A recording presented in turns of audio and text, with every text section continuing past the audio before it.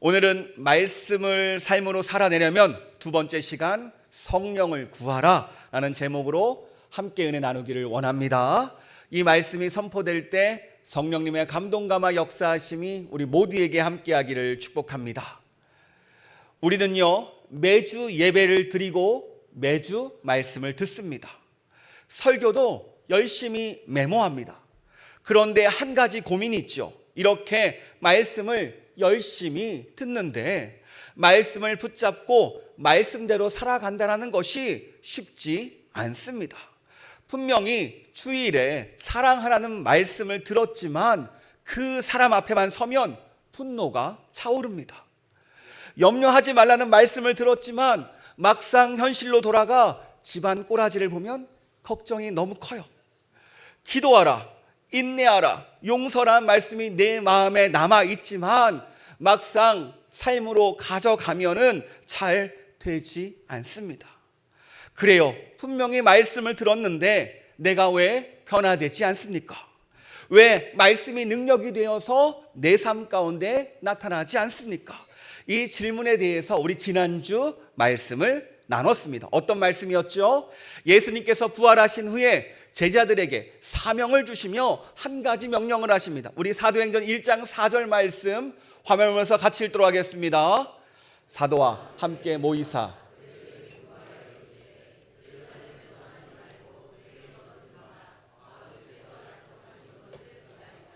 아멘. 약속하신 것이 무엇입니까? 바로 성령님이셨습니다. 왜요? 남겨진 이들에게 말씀은 있었지만 말씀을 살아낼 능력이 없었기 때문입니다. 그래요. 예수님은요, 사명보다 훈련보다 먼저 성령을 기다리라고 명령하셨습니다. 남겨진 이들은 이 예수님의 말씀을 붙잡고 의지하여 마가의 다락방에 모여 마음을 같이하여 오로지 기도에 힘씁니다. 그러자 열흘 뒤에 오순절이죠. 성령이 그들에게 임합니다. 성령이 임하자 그들의 삶은요, 완전히 변합니다. 말씀이 능력이 됩니다. 말씀대로 삶을 살아냅니다. 두려움이 담대함으로 변했고요, 예수님의 교회가 이 땅 가운데 시작되었습니다. 지난주 우리가 나눴던 메시지가 무엇입니까? 말씀을 삶으로 살아내려면 반드시 성령을 기다려야 한다.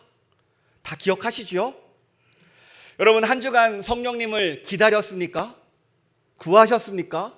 간절함으로 성령님께서 내 삶 가운데 찾아오기를 원하셨습니까? 여러분, 우리가 간절히 기다리는 성령님, 우리가 기다리는 이 성령님이 어떤 분이실까요?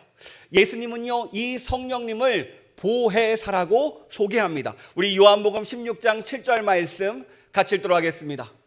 그러나 내가 너희에게 실상을 말하노니 내가 떠나가는 것이 너희에게 유익이라. 내가 떠나가지 아니하면 보혜사가 너희에게 오시지 아니할 것이요 가면 내가 그를 너희에게로 보내리라.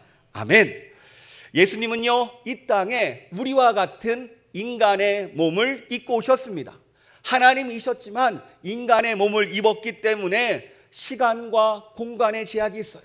그러니까 그 예수님을 만날 수 있는 사람은 한정되어 있습니다. 하지만 보혜사 성령님은 다르지요. 인간의 몸이 아니라 영이십니다. 그래서 시간과 공간을 초월하세요. 또한 본질상 하나님이시기에 예수님과 가진 능력을 가지신 인격체이십니다. 그래서 성령 하나님이라고 우리가 부릅니다. 요한복음 16장 7절에 나오는 이 보혜사라는 이 헬라어 단어는요, 파라클레토스라는 단어가 쓰입니다. 뭐라고요? 파라클레토스. 이 단어는 요한복음과 요한일서에서만 사용되는데 요한복음에서는 보혜사 성령님을 가르치고 요한일서 2장 1절에서는 예수 그리스도를 가리킵니다. 이게 무엇을 의미하냐면 모습은 다르지만 같은 분이라는 거예요. 다른 말로 다시 보혜사는 헬라어로 파라클레토스인데요, 직역하면요, 헬퍼, 곁에서 돕는 자라는 뜻을 가지고 있습니다. 신학적 이해로 위로자, 중보자를 의미하죠. 그러니까 쉽게 설명하면 성령님이 누구십니까? 마치 코치와 같은 분이라는 거예요. 옆에서 함께 동행하면서 도와주는 코치 같은 존재입니다. 여러분, 운동 선수들을 보면요, 혼자 운동하지 않습니다. 그를 보조해주는 코치가 있죠. 이 코치는요, 선수를 대신해서 경기를 뛰지는 않습니다. 하지만 선수의 훈련을 비롯하여서 선수가 시합에 집중할 수 있도록 모든 것들을 준비해 줍니다. 또 격려해주고 함께 연습도 해주고 함께 땀도 흘려가면서 가르쳐주는 역할, 인도해주는 역할, 도와주는 역할이 바로 코치의 역할이에요. 마치 보혜사 성령님이 이런 분이십니다. 우리 곁에서 우리가 주님을 닮아가도록, 말씀을 따라가도록 다시 세워주시고 24시간 우리와 동행하시는 분, 그 최고의 코치, 인생의 코치가 누구십니까? 바로 성령님이라는 거예요. 여러분, 가수 윤복희 씨 아십니까? 어떤 노래가 유명하죠? 여러분이 유명합니다. 윤복희 씨가 이렇게 말합니다. 주님이 저에게 말씀하신 그 내용에 곡을 붙인 게 바로 여러분이라는 곡입니다. 우리 화면 한번 딱 보여주시면 이렇게 고백해요. 하나님 작사, 윤복희 작곡이라고 이야기합니다. 이 윤복희 씨가 78년도 겨울에 갑자기 쓰러집니다. 2번의 이혼이 그녀를 힘들게 합니다. 인생의 바닥을 경험해요. 쓰러지고 눈 떴더니 고대 응급실이었습니다. 문제는 여러 가지 문제를 처리하는 과정 가운데 자기가 가지고 있었던 모든 것을 다 줬어요. 그래서 지금 현재 병원비 낼 돈도 없고 집으로 돌아갈 수 있는 집도 없었습니다. 갈 곳이 없었어요. 퇴원해도. 남은 것은요, 상처와 아픔밖에 없었습니다. 그래가지고 이 마음을 가지고 기도합니다. 아버지, 저 이럴 때 어떻게 해야 되죠? 아버지, 내가 이렇게 누워있는데 이럴 때 어떻게 해야 돼요? 그때 주님께서 말씀하십니다. 복희야, 너 외롭냐? 내가 너를 위로해 줄게. 너 서럽냐? 내가 너의 눈물이 될게. 어두운 밤 험한 길을 걸을 때 내가 너의 등불이 될게. 허전하고 쓸쓸할 때 내가 너의 덫이 될 거야. 이렇게 말씀해 주셨다고 합니다. 이 말을 가지고 곡을 만든 게 여러분이라는 곡입니다. 원래 원곡은요, 1절 영어 가사를 먼저 만들고 난 다음에 한국어로 2절을 만들었다고 합니다. 우리가 2절이 익숙하죠. 여러분 집에 가서 한번 들어보시기 바랍니다. 큰 위로가 있는 찬양입니다. 그래요, 성령님은요, 2번의 결혼의 실패, 그 아픔 속에서 어찌할 바 모르고 힘들어하는 윤복희 권사님을 찾아와 주셨습니다. 힘들 때 위로해 주셨고 눈물 닦아 주셨고 친구가 되어 주셨어요. 말씀대로 찾아와 주셨고 함께 해 주셨고 다시 한번 세워 주셨습니다. 마찬가지예요. 우리에게도 오늘 윤복희 씨와 같은 성령님의 도움이 필요합니다. 세상 사는 게요, 만만치 않습니다. 삶이라는 게 문제의 연속이고 사건의 연속입니다. 내가 고심해서 선택한 길인데 결국 그 선택이 실수가 되기도 합니다. 내가 정말 최선을 다했는데 결과가 좋지 못할 때가 있어요. 내 선택, 내 방법, 내 계획이 무너질 때가 얼마나 많은지 모릅니다. 이렇게 모든 것이 무너질 때 세상은요, 우리를 외면합니다. 하지만 오늘 성령 하나님은 그 상황 가운데 우리를 외면하지 않고 우리와 함께 하신다라는 거예요. 여러분, 우리 성령님은요, 우리에게 힘주기를 원하십니다. 우리를 위로해 주기를 원하십니다. 다시 일으켜 세워주기를 원하세요. 그래서 다시 하나님의 뜻으로 그 길로 인도해 주기를 원하십니다. 그러므로 오늘 우리에게 성령님이 필요한 겁니다. 여러분, 우리가 지난주 성령님을 기다리라고 했다면 이번 주는 한 발 더 나아가서 성령을 구하라고 합니다. 여러분, 문제는요, 우리는 자아가 강합니다. 따라해 볼까요? 나는 자아가 강하다. 우리가 남의 말을 그렇게 안 들어요. 어때요? 남의 말 잘 듣는 분 계십니까? 가정에서 남편이 아내 말을 잘 듣습니까? 가정에서 아내가 남편 말을 잘 듣습니까? 서로 맞다고 싸우고 있죠. 사실 우리는 자아가 강해서 남의 말을 잘 듣지 않습니다. 그래서 내가 생각한 대로, 내가 하고 싶은 대로 하려고 합니다. 저희 집도 보면요, 다들 각자 하고 싶은 대로 합니다. 어른이나 아이나 똑같아요. 하지만 감사한 것은 그럼에도 불구하고 하나님께서 한쪽 길로 인도하신다는 거예요. 여러분, 사실 인간은요, 남의 말을 잘 안 듣습니다. 그런데 이 남의 말이 들릴 때가 있어요. 언제일까요? 언제 들릴 것 같아요, 여러분? 내가 이것저것 다 해보고 안 될 때, 그럴 때서야 전문가를 찾아가고, 그럴 때서야 도움을 구하고 말에 귀를 기울입니다. 이게 사실 우리의 모습이에요. 그러니까 우리가 세상에서 실패하고 깨어지고 넘어지고 인간관계 가운데 문제가 생기면, 그러니까 내가 내 힘으로 문제를 해결하지 못합니다라고 깨달았을 때, 그때서야 다른 말을 듣더라는 거예요. 여러분 어때요? 다 깨지고 다 넘어지고 실패한 다음에 말을 듣겠습니까? 아니면 중간에 말을 듣는 게 좋을까요? 넘어지기 전에, 실패하기 전에, 깨어지기 전에요. 물론 중간에 말을 듣는 게 좋겠죠. 그런데 이 중간에 우리의 마음을 바꿔주는 분이 누구예요? 실패하기 전에, 넘어지기 전에, 쓰러지기 전에, 좌절하기 전에 내 마음을 그 길이 아닌 다른 길로 바꿔주시는 분, 바로 오늘 우리가 얘기하는 성령 하나님이시라는 거예요.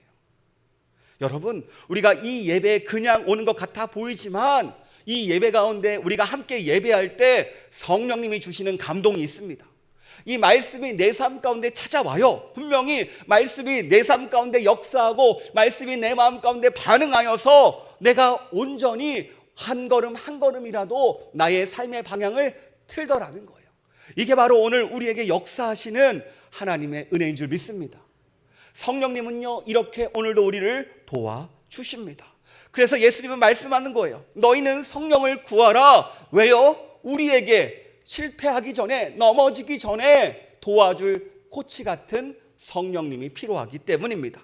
우리는 자주 오해하는 게 있지요. 그게 뭐냐면 이 성령님은요, 특별한 사람에게만 주어지는 능력이라고 생각합니다. 마치 목회자나 선교사나 부흥사 같은 이들에게 임하는 능력 같이 그들만의 신앙 전유물인 것처럼 생각할 때가 있어요. 그런데 예수님은요, 그렇게 말씀하지 않습니다. 우리 누가복음 11장 13절 말씀 같이 읽도록 하겠습니다. 너희가 악할지라도 좋은 것을 자식에게 줄 알거든 하물며 너희 하늘 아버지께서 구하는 자에게 성령을 주시지 않겠느냐 하시니라. 아멘. 이 말씀은 우리 하늘 아버지께서 성령을 반드시 주신다라는 약속입니다. 무조건 성령을 보내주겠다. 그런데 어떤 사람에게요? 구하는 자에게. 그러니까 구하는 자에게 주시는 하나님의 선물이 성령입니다. 따라해 볼까요? 성령은 하나님의 선물이다. 아멘. 그렇습니다. 예수님은 이 성령을 구하라고 하면서 예를 들어 주시죠. 너희가 악할지라도 자식에게는 좋은 걸 준다. 너희가 세상에서 아무리 악하고 아무리 나쁘다고 소문이 날지라도 너희 자녀들에겐 잘해준다.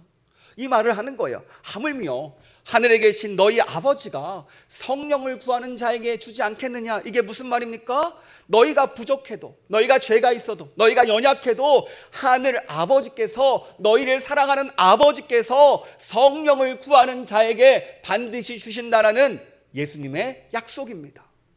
여러분, 이 성령은 사도행전 시대에만 역사하는 분이 아닙니다. 지금 이 자리에서도 역사하시는 살아계신 하나님이라는 거예요. 오늘 성령님은요, 말씀이 살아나게 하십니다. 말씀이 움직이게 하세요. 내 마음속에서 말씀을 듣고 끝나는 것이 아니라 말씀을 붙잡고 살아가게 만드시는 분이 바로 성령님이십니다. 신기하게 습관적으로 드리던 이 예배 가운데 말씀의 감동이 찾아오고 그 말씀을 붙잡게 하세요. 또 용서하지 못했던 내가 성령의 감동으로 내 잘못이 깨달아지고 다시 한번 그 사람을 이해하게 됩니다. 또 무기력하게 살던 내가 말씀 그 한 구절의 능력으로 다시 일어날 힘을 얻습니다. 이것이 바로 성령 하나님의 도움이고 성령의 임재라는 거예요. 여러분, 성령님이 임하시면 나타나는 공통적인 특징이 있습니다. 첫 번째, 말씀을 보는 눈이 열려요.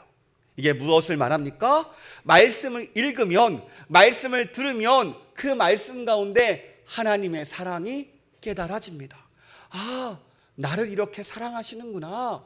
나와 함께 하시는구나. 오늘 나를 일으켜 세워주시는구나. 정말 그 마음이 말씀 가운데 느껴집니다. 이 사랑이 느껴지다 보니까 두 번째 어떻게 됩니까? 죄와 멀어져요. 이게 무엇을 말해요? 하나님과 가까워지다 보니까 어느 순간 죄가 자동적으로 멀어집니다. 하나님과 친밀하게 지내니까 죄가 끊어지고 하나님이 싫어하는 것은 싫어하게 되고 미워하는 것은 미워하게 됩니다. 점점점 주님을 닮아가게 돼요. 세 번째, 진리를 누리게 됩니다. 쉽게 말해서 얼굴이 달라져요. 신앙생활을 기쁨으로 하게 됩니다. 자기 중심적 신앙이 아니라 하나님 중심으로 성령의 인도함을 따라서 말씀을 쫓고 말씀의 능력으로 신앙생활하게 된다는 거예요. 그 사람의 얼굴만 보면 아, 이 사람이 정말 좋아서 하는구나 라고 모두가 인정할 만큼 얼굴이 변합니다. 우리 옆 사람 한번 얼굴 바라보세요. 어때요? 얼굴 밝습니까? 아, 이 사람만 보면 아, 정말 성령이 임재하셔서 함께 하는구나라고 느끼고 계십니까? 여러분, 이 자리에 성령님이 우리를 만져주기를 원합니다. 말씀이 들려지고 말씀 가운데 하나님의 사랑이 깨달아지고 그래서 하나님과 친밀하게 지내므로 죄를 멀리하고 주님께서 우리의 인생과 우리의 얼굴을 바꿔내시는 그 놀라운 능력이 우리에게 함께하기를 축복합니다. 여러분, 그렇다면 왜 우리는 성령님을 이렇게 구하라고 하는데 내 삶 가운데 삶이 변하지 않고 또 성령을 구하지도 않고 성령을 구해야 될 필요성도 도움도 왜 원치 않을까요? 이 질문을 해본 적 있습니까? 제가 2023년도 자료를 봤는데요, 교회에 출석하는 이들 중에서 구원에 확신이 있는 이들이 51%래요. 교회를 다 다녀도 내가 예수님을 믿습니다, 예수님에게 구원의 확신이 있습니다라고 이야기하는 분이 51%, 또 다른 종교에도 구원이 있지요라고 말하는 분들이 60%래요. 그리고 나서 교회를 왜 다니냐고 물어봤더니 47.8%가 마음의 평안을 얻기 위해서였답니다. 오히려 복음을 믿기에 구원과 영생을 얻기 위해서라는 대답은 26.8%밖에 안 됐어요. 이 말은 우리가 교회를 다니지만 온전히 예수님을 믿고 교회를 다니는 사람들이 적다라는 얘기입니다. 쉽게 말해서 우리 중에 절반만 구원의 확신이 있다라는 거예요. 여러분, 혹시 마음의 평안을 위해서 이 자리에 찾아오신 것 아닙니까? 제가 제자훈련을 준비하면서, 양육훈련을 준비하면서 가장 봤던 것은 뭐냐면 우리가 필요성을 알아야 제대로 신앙생활 하거든요. 필요성을 느끼지 못하면 신앙생활이 안 됩니다. 여러분, 정말로 우리 삶 가운데 예수님이 필요합니다. 정말로 예수님이 나의 그리스도이심이 고백되는 우리가 되기를 축복합니다. 그것을 알고 깨달아야 돼요.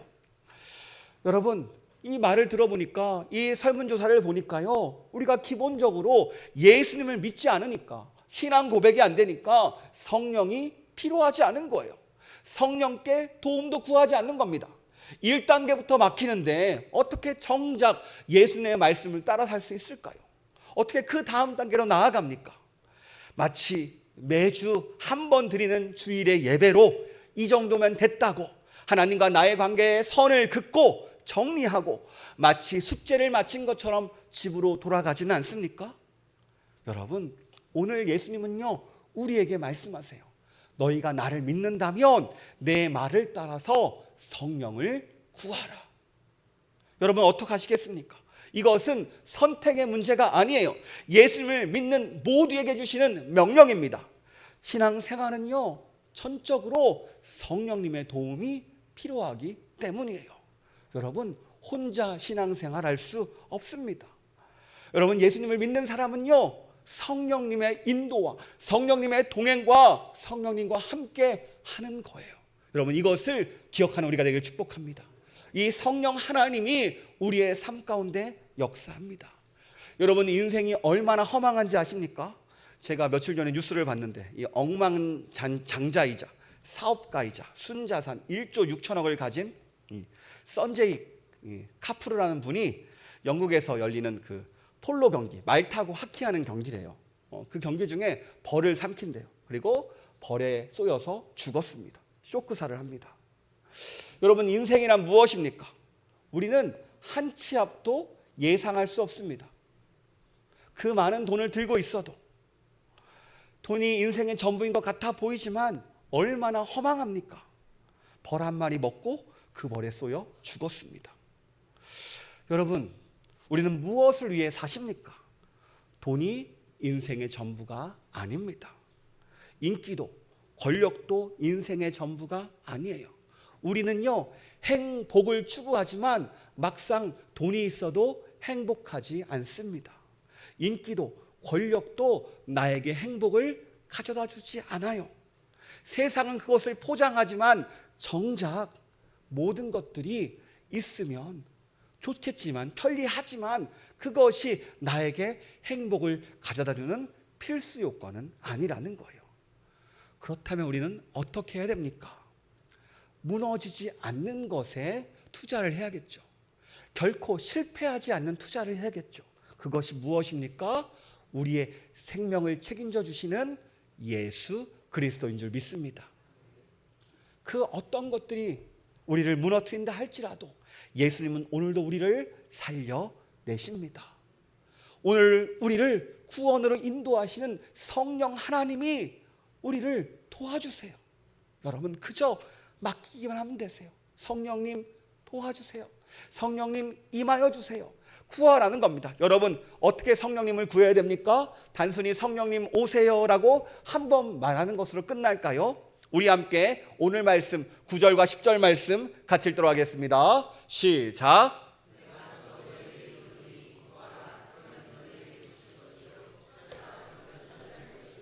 문을 두드리라. 그러면 너희에게 열릴 것이니 구하는 이마다 받을 것이요 찾는 이가 찾아낼 것이요 두드리는 이에게 열릴 것이니라. 아멘.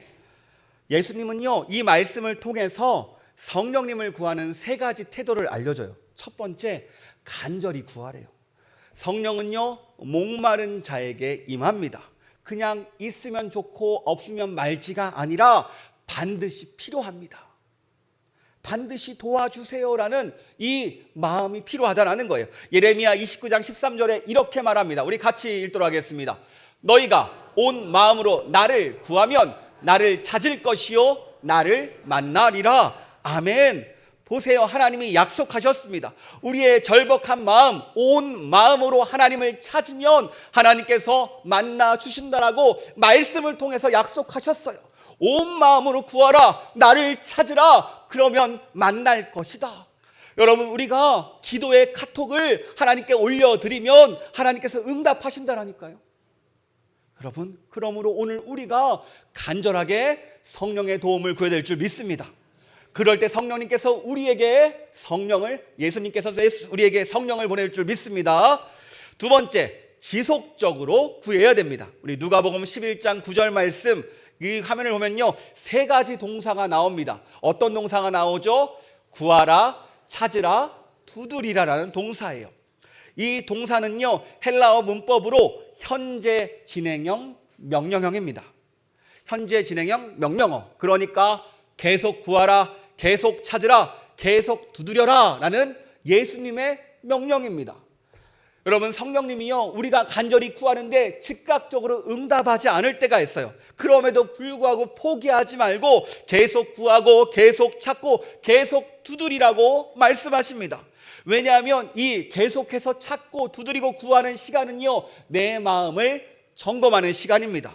내가 왜 성령의 도움을 구하는지, 왜 나에게 성령님이 필요하신지, 왜 성령님께서 나를 도와주셔야 되는지, 그리고 내 힘으로는 무엇을 할 수 있는지, 이러한 것들을 정리하는 시간입니다.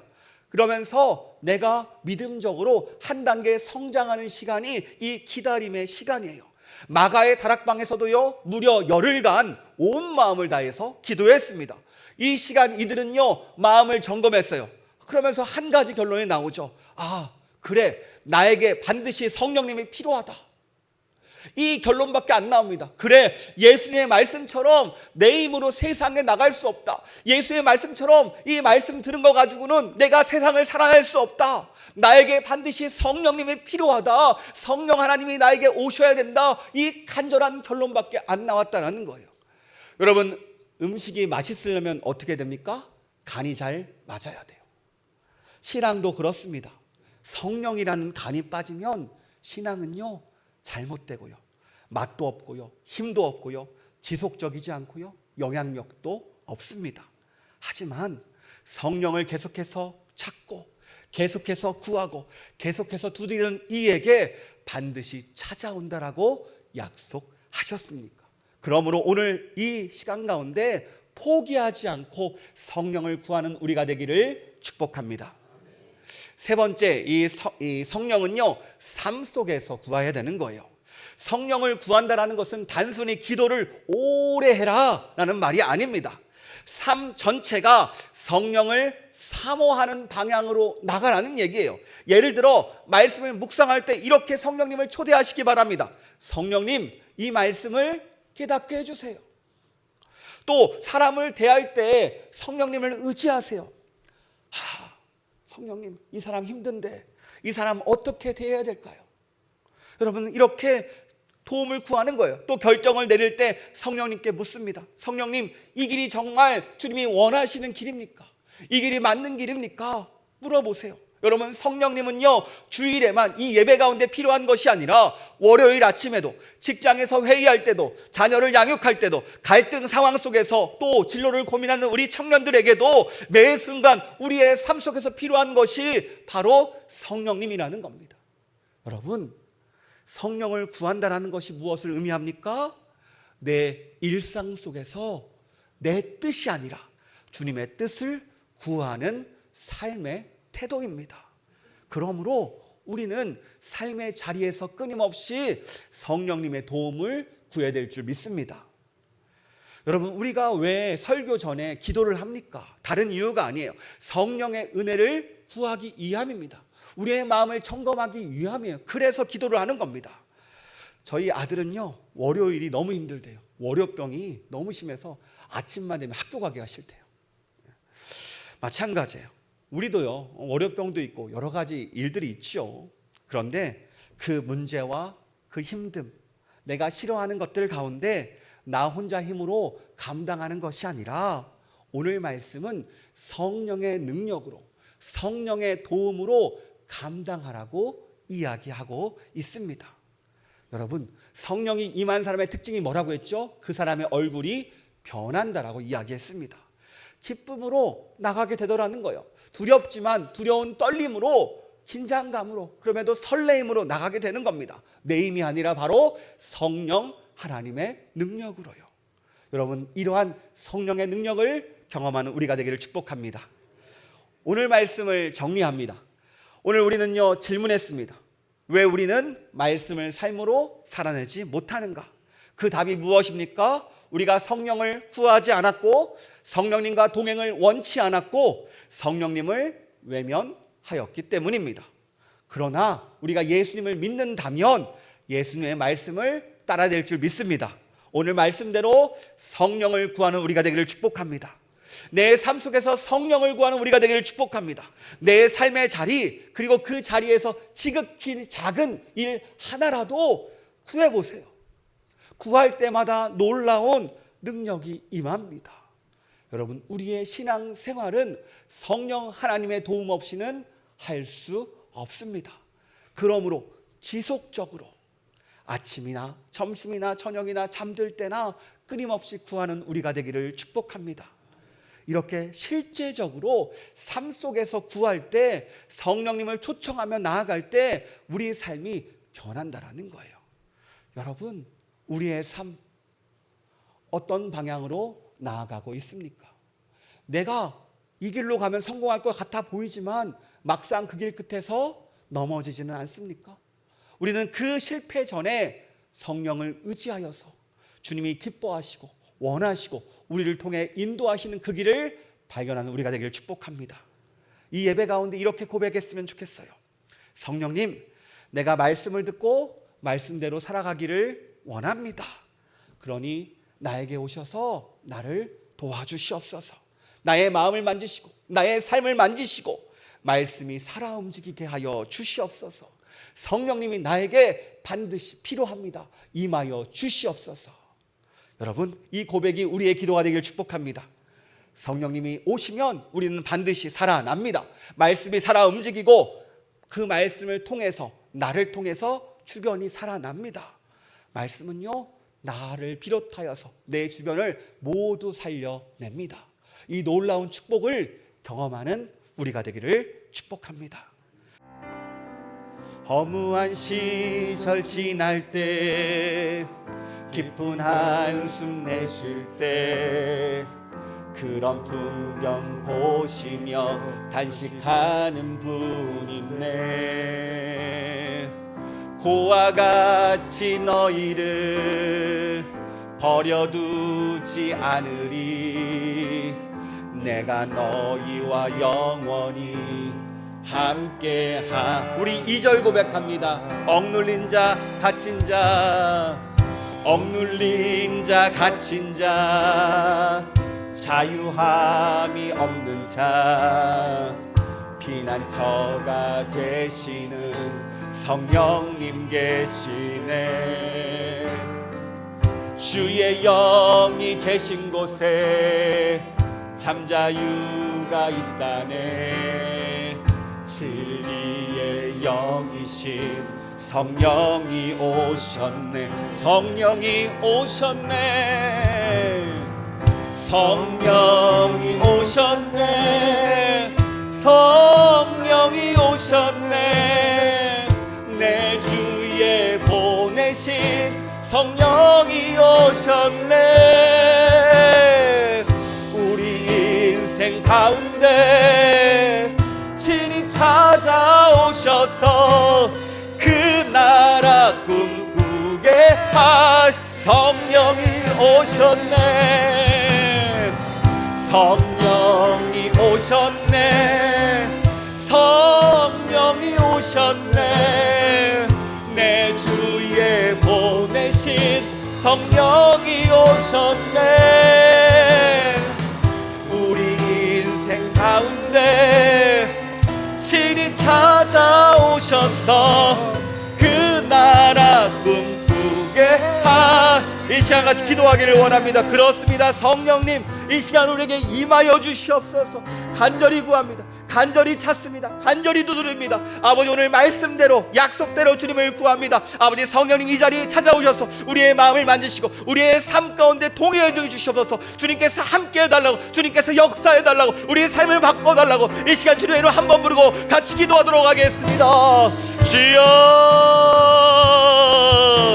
하나님 아버지 감사합니다. 오늘 말씀을 통해서 나에게 필요한 것이 성령님임을 알게 하시니 감사합니다. 성령 하나님, 이 자리 가운데 임하여 주셔서 말씀이 살아 움직이게 하시고 말씀을 통해서 내 마음의 상처와 내 마음의 아픔과 내 마음의 절망과 내 마음의 실패를 위로하여 주셔서 아버지 오늘 우리를 너무나 사랑하시기에 내가 너를 사랑한다. 너에게 필요한 것은 성령 하나님의 도움이다. 아버지, 그러므로 성령 하나님을 붙잡고 일어나라고 말씀하십니다. 아버지, 이 말씀 붙잡고 삶으로 돌아가길 원합니다. 그냥 쓰러지는 것이 아니라, 그냥 왔다 돌아가는 예배가 되니 아니라 성령 하나님의 은혜로 살아가는 우리가 되기를 원합니다. 아버지 임하시옵소서. 아버지 임하시옵소서. 아버지 도와주시옵소서. 온전히 주님께서 함께 할 줄 믿습니다. 아버지 앞에 나타내 주셔서 온전히 주님께서 함께 해줘서 아버지 아시죠? 우리의 상황 아시죠? 우리의 환경 아시죠? 우리의 마음 아시죠? 우리의 막막하고 우리의 모든 한담은 정말로 쉽지 않은 이 상황 가운데 주를 바라보기를 원합니다. 아버지, 우리가 무엇을 바라봅니까? 무엇을 의지합니까? 세상에 아버지 유한한 것들, 아버지 그것이 아니라 영원한 것을 바라보게 하시고 아버지, 그 영원한 주님을 통해서 이 세상을 사랑하는 우리가 되게 하셔서 아버지, 오늘도 위로하십니다. 내가 너를 사랑한다 말씀하시는 그 음성 듣기를 원합니다. 아버지, 그 음성에 위로함 받기를 원합니다. 아버지 이번 한 주 구하겠습니다.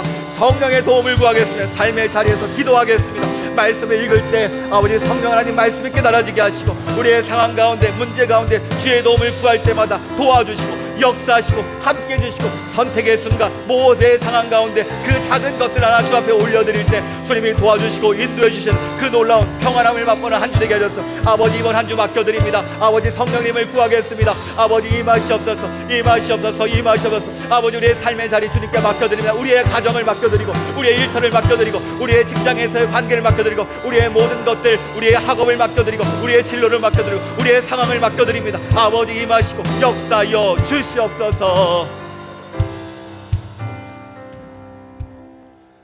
하나님 감사합니다.